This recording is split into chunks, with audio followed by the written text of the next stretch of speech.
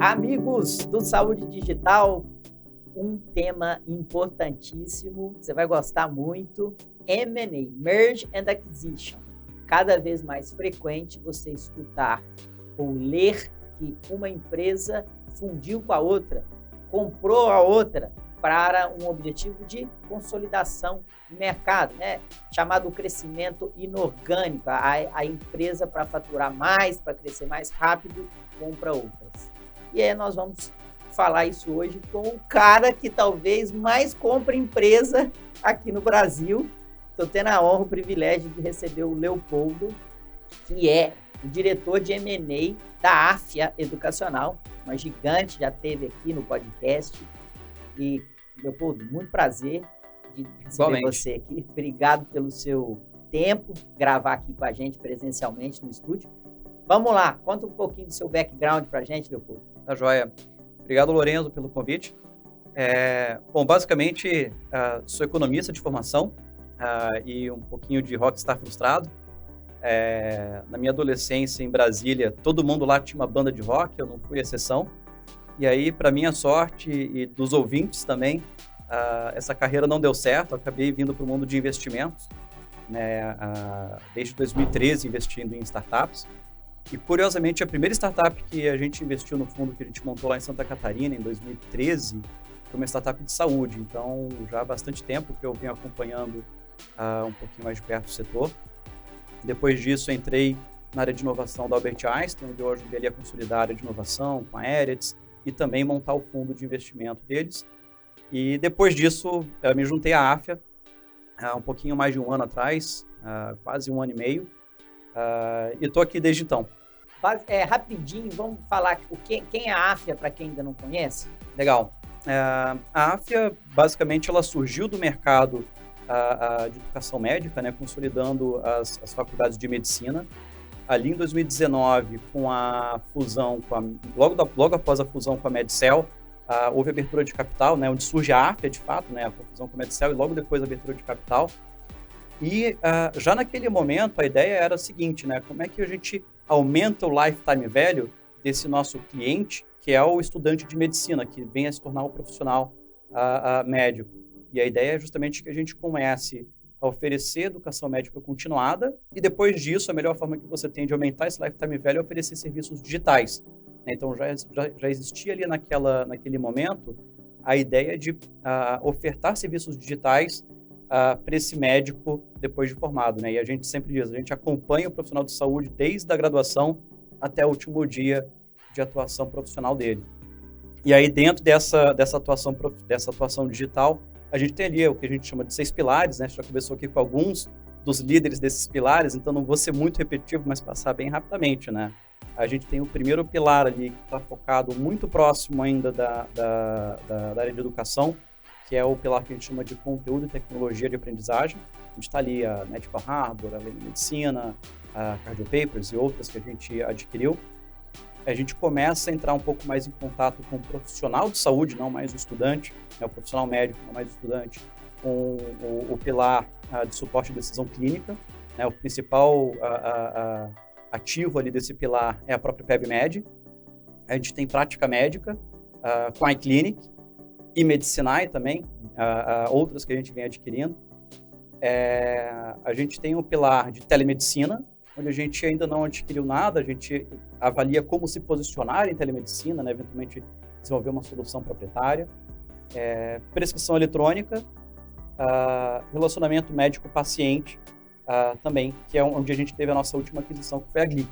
Né? Então, a gente vem trabalhando nesses pilares, eles se conectam, se você parar para pensar bem, tem algumas soluções que tangenciam mais de um pilar, e a ideia é justamente a gente vem montando essa comunidade de médicos que vão usar essas soluções que estão nesse ecossistema digital. Né? E a gente trabalha isso levando basicamente 3 valores principais para o mercado. Né? O primeiro que é a demanda, né? E a gente se refere aqui à demanda justamente a facilitar, demanda não, acesso, né? O primeiro que é o acesso, colocando até na ordem cronológica mesmo. O acesso que a gente fala é permitir que os players da cadeia de saúde tenham acesso a essa comunidade médica, né? E hoje a gente já tem ali dentro do nosso ecossistema digital cerca de 260 mil usuários ativos todo mês. Então, a gente está falando aqui de estudantes ou profissionais médicos que usam alguma dessas soluções digitais que a gente tem. Né? Esse número vem crescendo bem, a gente já tem hoje cerca de 260 mil. O segundo valor aí sim é demanda, né? Porque a gente tem dentro dessas soluções digitais um volume muito grande de consultas que são realizadas todo mês, mais de 1 milhão de consultas, mais de 300, 400 mil prescrições eletrônicas todo mês. Então, a gente entende que tem demanda, a gente consegue direcionar essa demanda. E, por último, o último valor que a gente enxerga aqui um pouquinho mais no longo prazo, que é a eficiência. Dado que a gente tem esse volume de dados, a gente consegue trabalhar com inteligência para também gerar eficiência para o sistema de saúde. Né? A gente enxerga que aqui tem uma oportunidade muito grande. E a gente oferece tudo isso. Esse é um grande ativo da Afya, que eu sempre digo, que é independência. A gente é um player agnóstico, né? Não estou associado a um grupo ou outro de saúde, então a gente consegue oferecer esses serviços de uma forma bastante independente. Perfeito. E aí, lá em 2019, tem abertura de capital em Nasdaq, né? Então, levanta-se um fundo, começam as aquisições, esse crescimento inorgânico, e aí tem um setor dentro dessa empresa que chama Merge and Acquisition, M&A, que você é o líder desse setor. Queria que você definisse o conceito, além do fusões e aquisições, o que está por trás de uma empresa ter esse setor? Bom, basicamente, né, você mesmo trouxe na introdução, né, a fusões e aquisições, nada mais é do que você ter duas empresas se fundindo, duas ou mais empresas se fundindo, né, num novo negócio, ou uma empresa consolidando, né, adquirindo, incorporando outra, né. E aí tem alguns motivos pelos quais uma empresa faz uma fusão ou uma aquisição. Pensando no caso da Afya, por exemplo, a gente tem um mercado de graduação, né, e esse é um mercado bastante regulado, que a gente só consegue crescer. Na verdade, o crescimento orgânico ele é bastante limitado, né, vamos colocar dessa forma. Então, o caminho mais rápido para a gente crescer é justamente por meio de aquisições. Então, a Afya vem adquirindo aí outras faculdades, mesmo após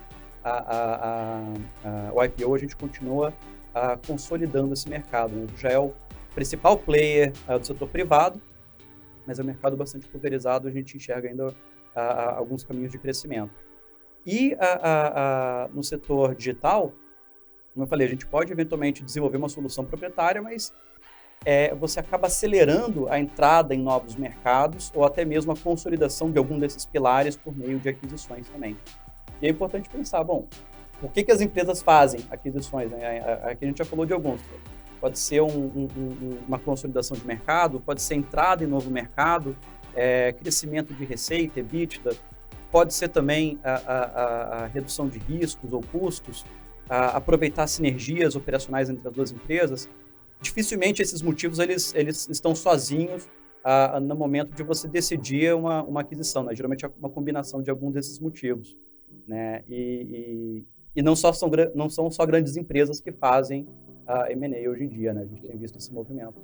Perfeito. E você você pode até citar algumas, né? A gente pode pensar que M&A é coisa de empresa grande. Só que a gente está vendo que não. Empresas jovens, né, que estão financiadas, estão alavancadas com capital de fundos, também têm feito aquisições, né? Como que você está vendo esse movimento? Esse movimento era esperado, né? A gente já vinha assistindo algumas startups se capitalizando bastante, né? E é natural que elas partam em algum momento para uma consolidação de mercado. A gente já viu isso aqui, pegando alguns exemplos, né? De 2020 para cá a gente começa a ver isso mais forte. Né? Você teve, por exemplo, uma Pixel que comprou uma Boa Consulta. Você teve a Conexa, né, que comprou a Psicologia Viva, né, e Medicina.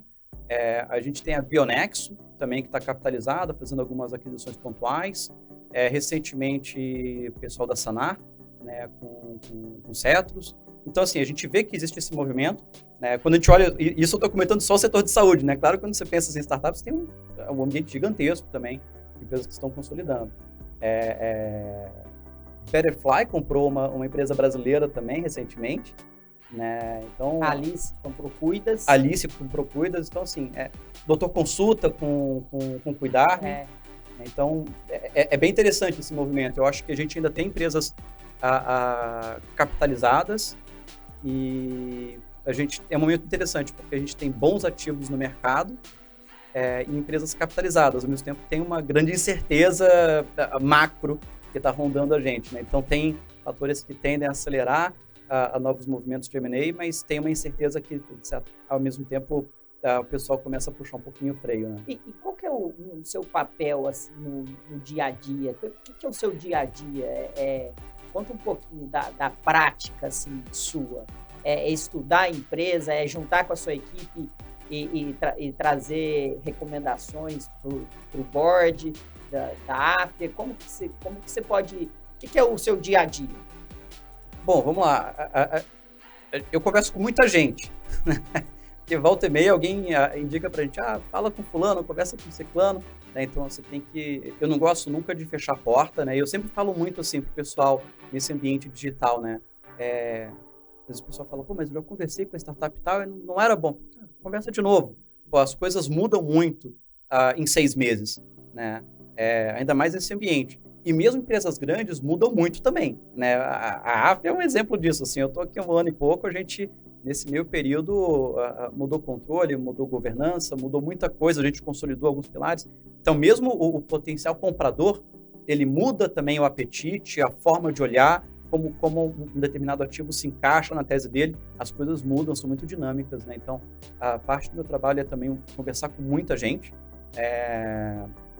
continuo fazendo esse papel, é bem parecido com o que eu fazia no Venture Capital, de certa forma, nesse sentido, mas tem uma avaliação muito robusta, muito cuidadosa de cada ativo que a gente avalia,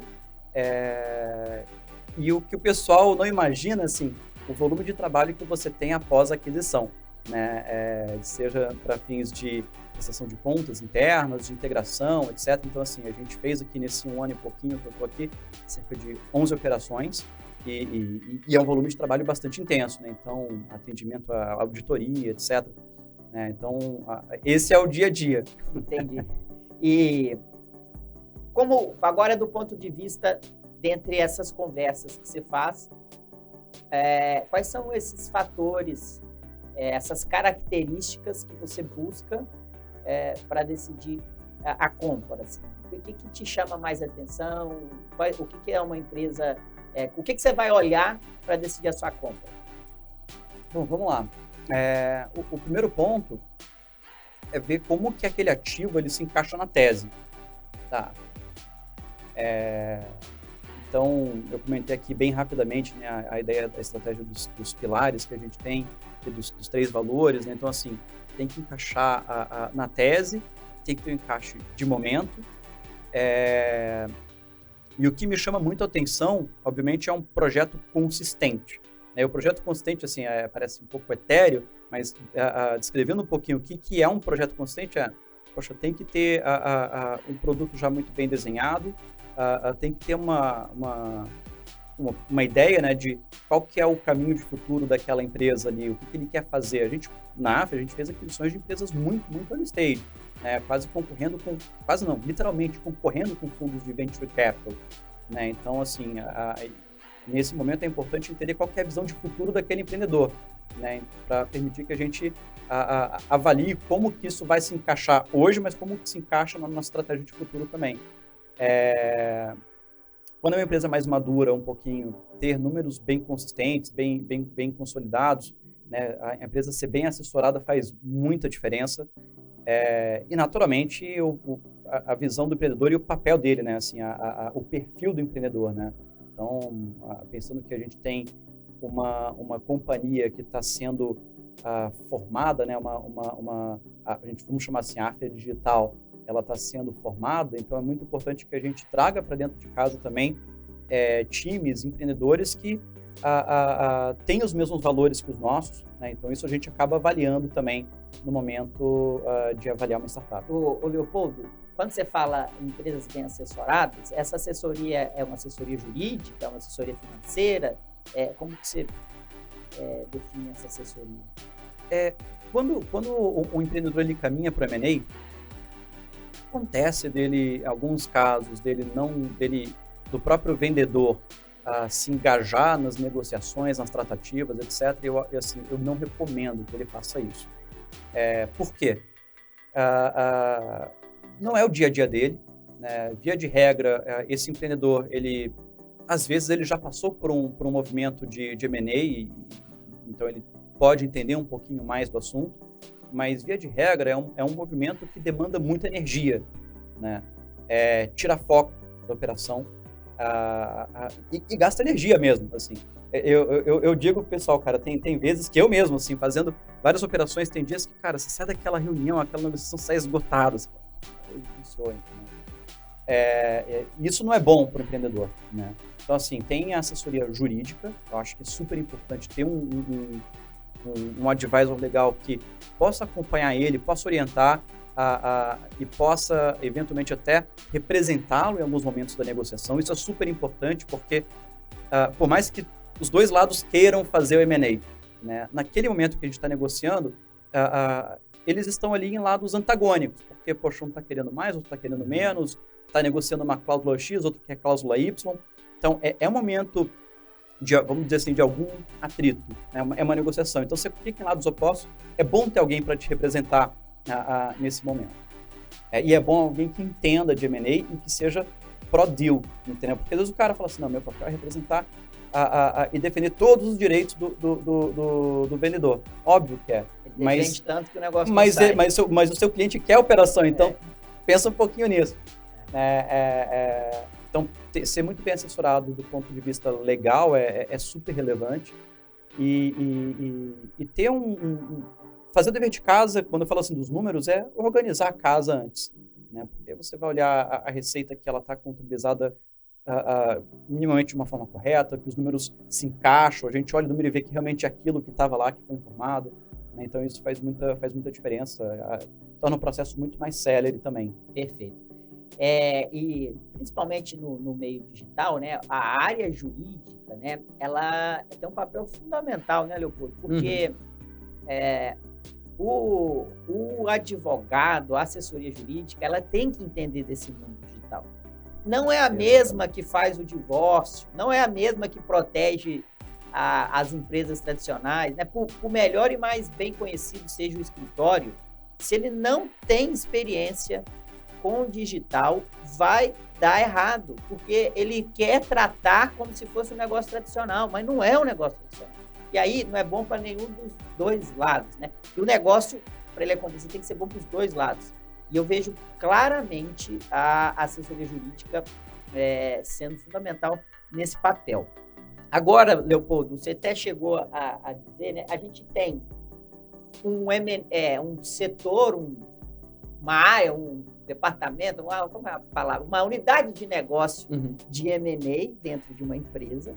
Mas a gente pode também ter o CVC, né, que é o Corporate Venture Capital, que são essas empresas, que são essas corporações que decidem, agora elas não querem comprar a empresa e integralizar todo o capital, elas querem investir nessa empresa, caminhar junto com essa empresa e, sabe-se lá, depois, no momento, adquirir ela toda, né? Então, o Corporate Venture Capital, ele também ganha muito espaço no mercado digital e na saúde também. Exemplo, a gente tem DASA, a gente tem Fleury, grandes grupos que têm o seu CVC, o seu Corporate Venture Capital. Por outro lado, a gente tem os Venture Capital puro sangue, a gente tem aquele fundo que vai levantar dinheiro de investidores para investir numa empresa de risco, ele tem que devolver para esses investidores um retorno, para que esse fundo seja viável, né? Então, a gente tem vários aí, os nossos ouvintes devem estar em mente quem são eles. Queria saber se você acha que o CVC, que é o Corporate Venture Capital, como ele não está tão atrelado ao retorno sobre o investimento, e sim o retorno do negócio, da sinergia do negócio, se ele apresenta uma competição real para o Venture Capital. Porque no momento que eu tenho um Fleury, uma DAS, uma AFIA comprando startups que estão no mercado, o Venture Capital diminui a oferta para o Venture Capital. O que você acha? Bom, vamos lá. Primeiro, falando do próprio Corporate Venture, né? eu sou entusiasta de Corporate Venture. Já faz alguns anos que eu tentava montar Corporate Venture. E quando eu entrei no setor da saúde foi para isso. Né? Então, acabou que a gente conseguiu montar lá atrás o fundo do hospital.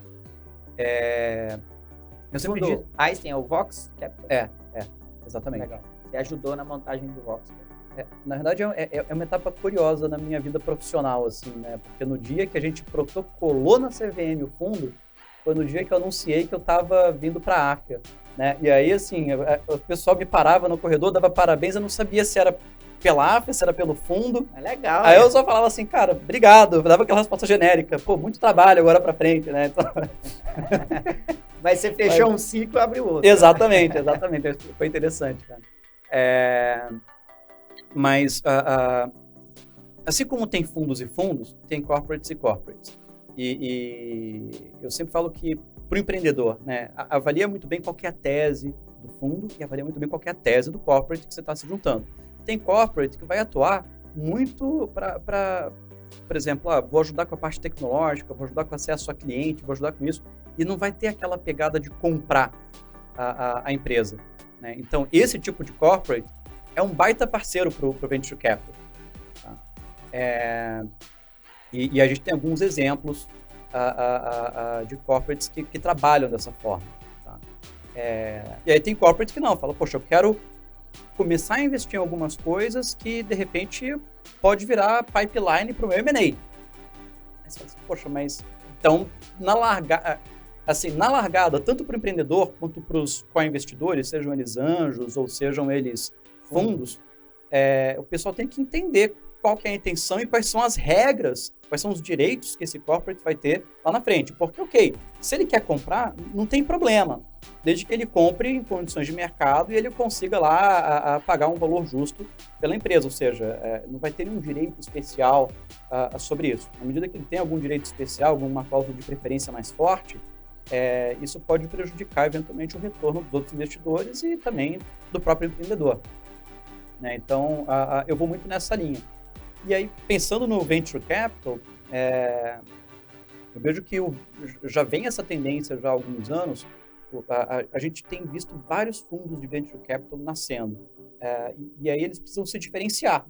Né? Assim, você, enquanto empreendedor, você vai levantar capital, hoje, apesar do momento que a gente vive hoje, enquanto a gente grava aqui esse podcast, o ambiente ele é muito melhor do que era, sei lá, uns 5 anos atrás.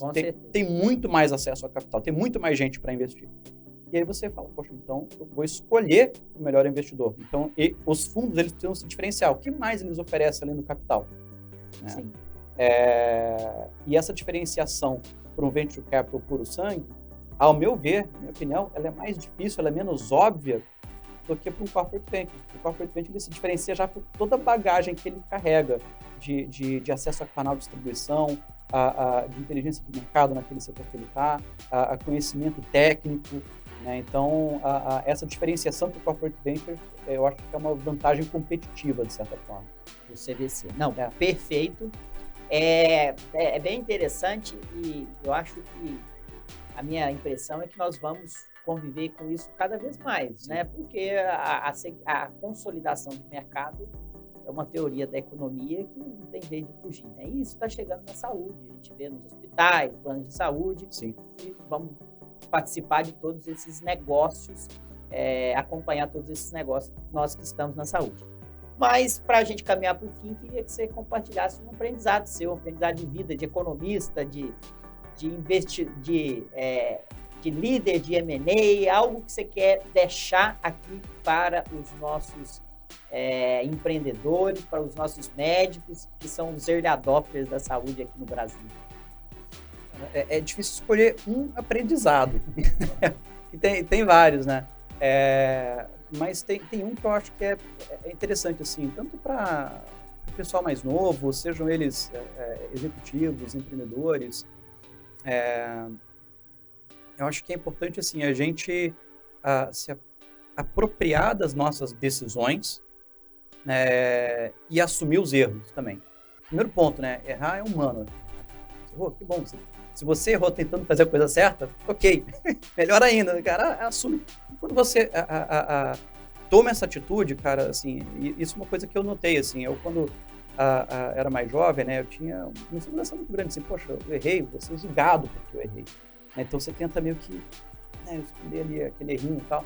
Não, assume, poxa, olha, errei, isso aqui deu errado, poxa, como é que a gente conserta? Quando você assume isso, primeiro, cara, você, por um lado, você mostra uma fragilidade sua, mas é quase como se fosse, você gera um ciclo de confiança muito forte dentro do seu ciclo, seja de amigos, seja de colaboradores, sócios, etc. Então, assim, cara, poxa, que bom, né, que ele errou, mas trouxe aqui rápido e vamos ver como é que a gente conserta.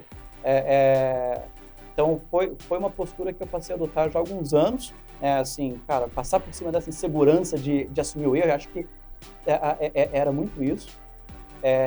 E, cara, eu acho que minha vida profissional fez assim, entendeu? Então, e ao mesmo tempo, se aproprie das suas decisões, cara, assim, olha, você tomou essa decisão, toda decisão que você faz você está abrindo mão de alguma coisa, então esteja muito consciente disso, não fica se lamentando do que passou, vamos olhar o que você consegue fazer agora, entendeu? Então,